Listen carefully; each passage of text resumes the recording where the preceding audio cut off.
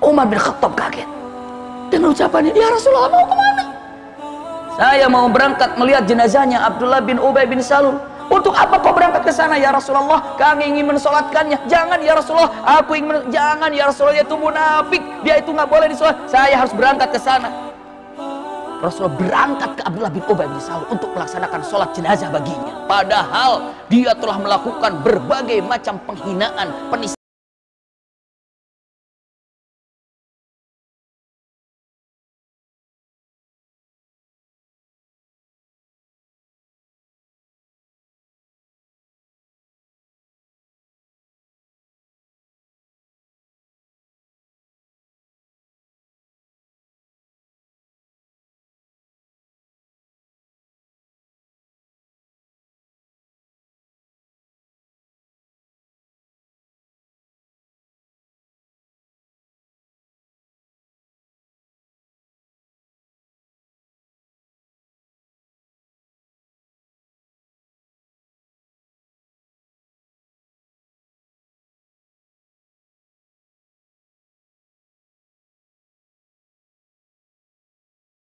Lalu punten, ada pembantunya Umar ibn Khattab, orang Mekah yang hijrah ke Madinah, ingin mengambil air dengan gayung yang dimilikinya. Lalu ada orang Madinah, orang Ansor yang juga ingin mengambil air dengan gayung di sungai tersebut atau di namanya sumur tadi. Beradu yang namanya gayung tadi. Maklumlah suasana lagi panas, dalam keadaan lelah, dalam keadaan capek, beradu gayungnya, trak begitu. Lalu kata orang muhajirin, orang yang dari Mekah bilang, aku dulu ya airnya.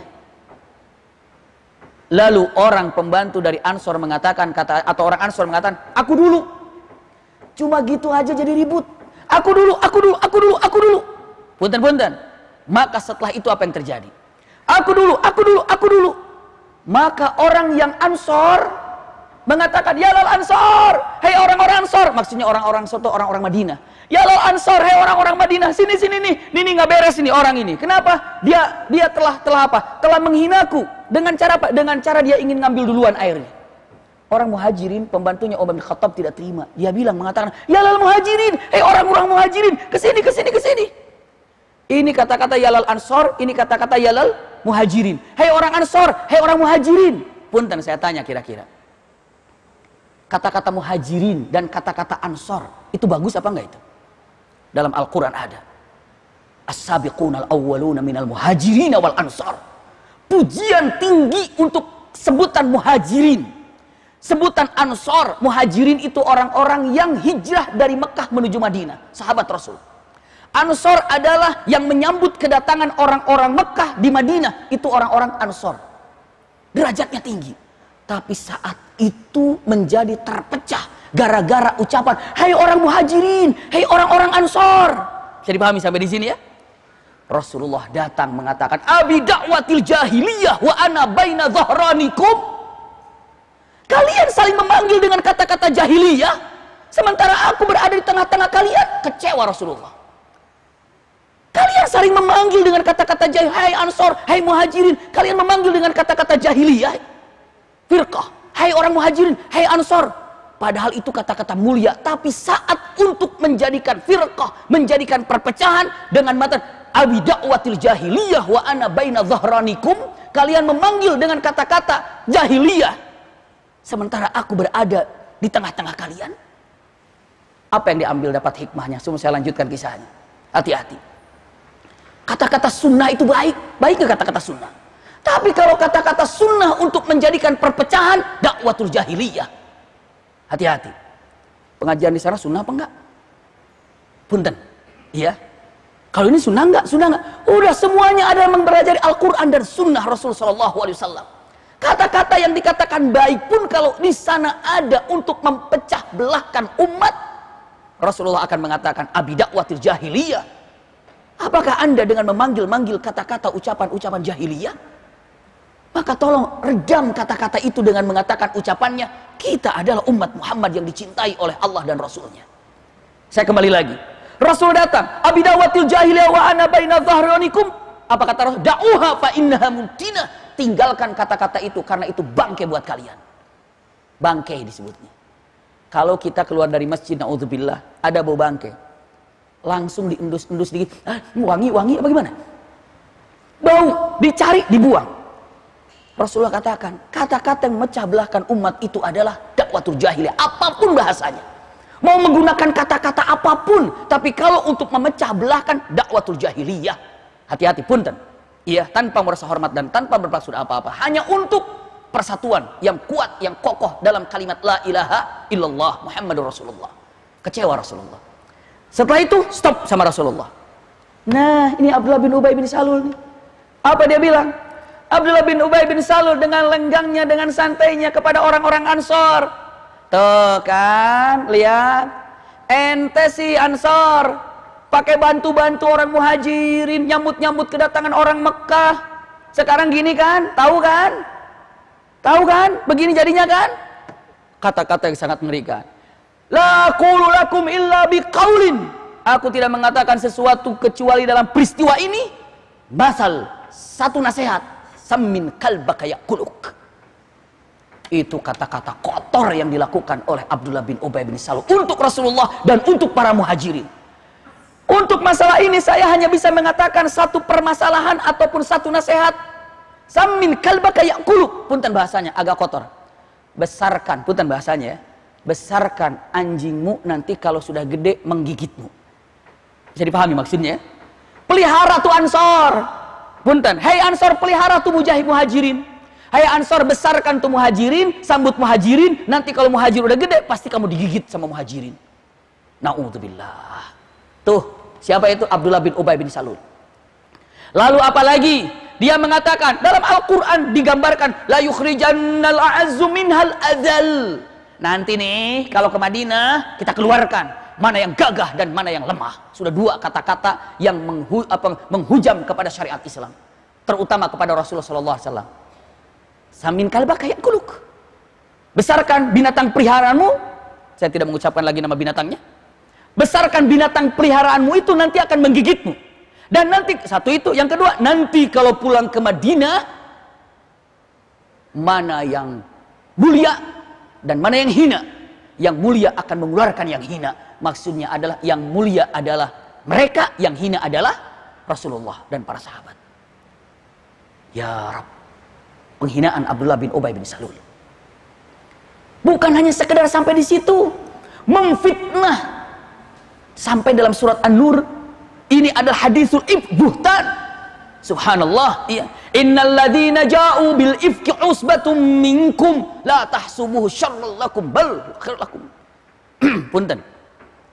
La tahsabu syarrul, artinya dengan mengatakan, lihat-lihat dalam firman Allah Subhanahu wa taala dalam surah An-Nur, kalimatnya innal ladzina ja'u bil ifki usbatum minkum.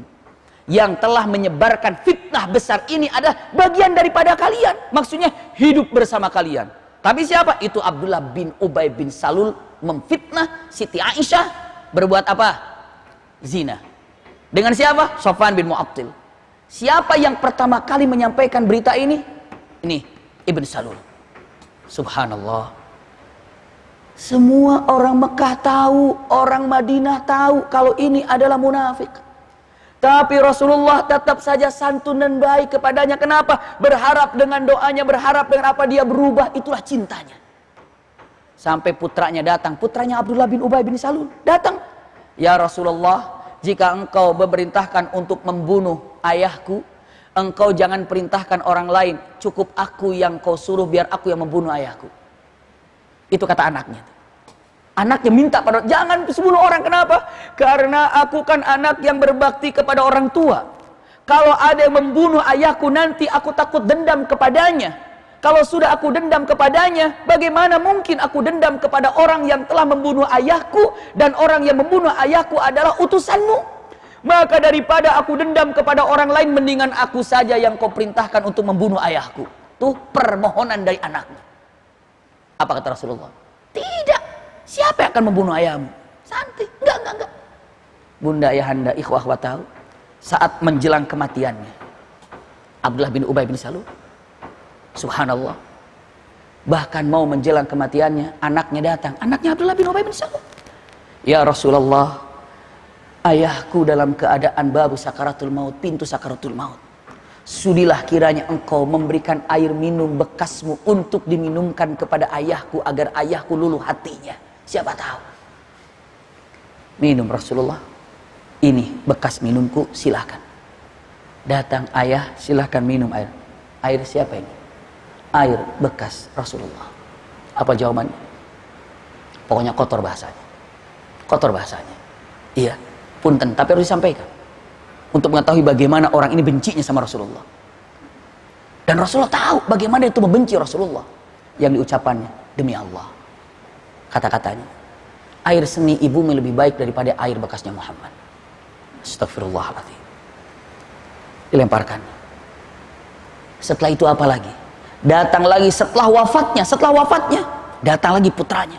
Ya Rasulullah, punten, izin untuk ayahku yang sekarang ini sudah wafat. Lepaskanlah beberapa pakaianmu untuk digunakan kain kafan membungkus daripada ayahku.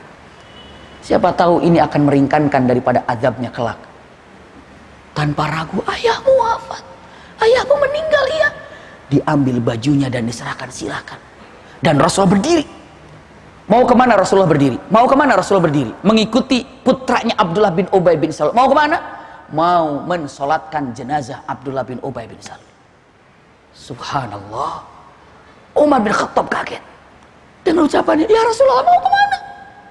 Saya mau berangkat melihat jenazahnya Abdullah bin Ubay bin Salul. Untuk apa kau berangkat ke sana ya Rasulullah? Kami ingin mensolatkannya. Jangan ya Rasulullah, aku ingin jangan ya Rasulullah, dia itu munafik, dia itu nggak boleh disolat. Saya harus berangkat ke sana. Rasulullah berangkat ke Abdullah bin Ubay bin Salul untuk melaksanakan sholat jenazah baginya. Padahal dia telah melakukan berbagai macam penghinaan, penistaan kepada Rasulullah SAW. Dendam? Tidak. Malah justru ingin menyelamatkannya. Beliau datang, turun firman Allah Subhanahu wa taala dengan tegas dalam surah At-Taubah. Wala tusalli ala ahadim minhum mata abada wala taqum ala qabrihi innahum kafaru billahi wa rasulihi. Wala tusalli ala ahadim minhum. Ya Rasulullah, jangan engkau melaksanakan sholat, berdiri sholat kepadanya, berdoa untuknya. Kalimatnya apa? Mata, dia itu mati. Maksudnya siapa? Abdullah bin Ubay bin Salul. Contohnya, dia mati dalam keadaan apa? Innahum kafaru billahi wa rasulihi. Karena sesungguhnya mereka ini termasuk Abdullah bin Ubay bin Salul mati dalam keadaan kafir, tidak beriman kepada Allah dan tidak beriman kepada Rasulnya. Kalaulah Allah tidak melarangnya, Rasulullah sholat untuk Abdullah bin Ubay bin Salul. Masya Allah, cintanya Rasulullah itu bening sekali, jernih sekali. Kalau dicek dan dilihat, ya Allah, ini Rasul begitu cintanya ya. Iya, sama orang yang memusuhinya saja demikian. Apalagi kalau sama orang yang tidak pernah memusuhinya. Ada siapa namanya? Rasulullah ini, walaupun itu adalah orang kafir, tapi kalau dia pernah berbuat baik kepadanya, Rasulullah selalu membalasnya. Pandai membalas, itulah keindahan Rasulullah SAW. Banyak contoh-contohnya. Tapi saya ingin menyampaikan beberapa hal lain lagi bagaimana Rasulullah ini rahmah. Kalau Al-Quran mengatakan ujung-ujungnya wa ma arsalnaka illa rahmatan lil alamin.